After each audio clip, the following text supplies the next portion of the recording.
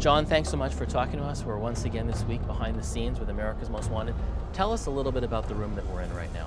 This is AMOC headquarters, and I'm interviewing Tony Crowder. This is U.S. Customs and Border Protection, big facility here where lots of other agencies work here together in this state-of-the-art facility. You look on these screens and you'll see tens of thousands of dots of multicolors.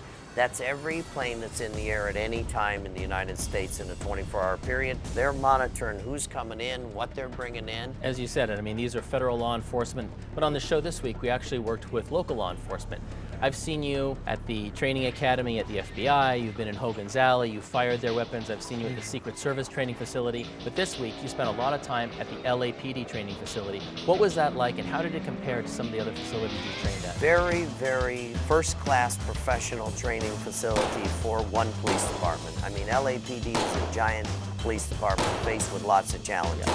Living in LA, you've got all kinds of bangers, big gang population, all kinds of criminals, all kinds of different crimes. It was pretty exciting. I had to fire a lot of different kind of guns. We did some pursuits on cars. We had simulated crimes. I mean, it is like a mini Quantico. It's very much like the FBI Hogan's Alley.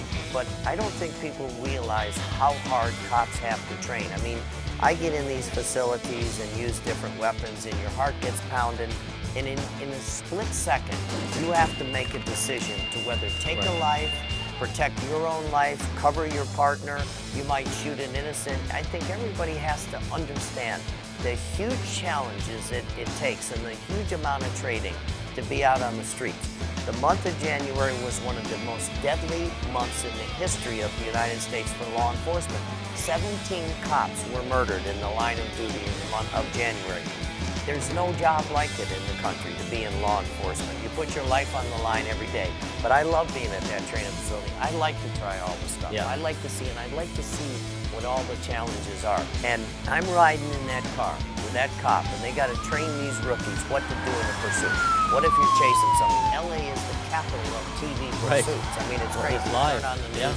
That's live here.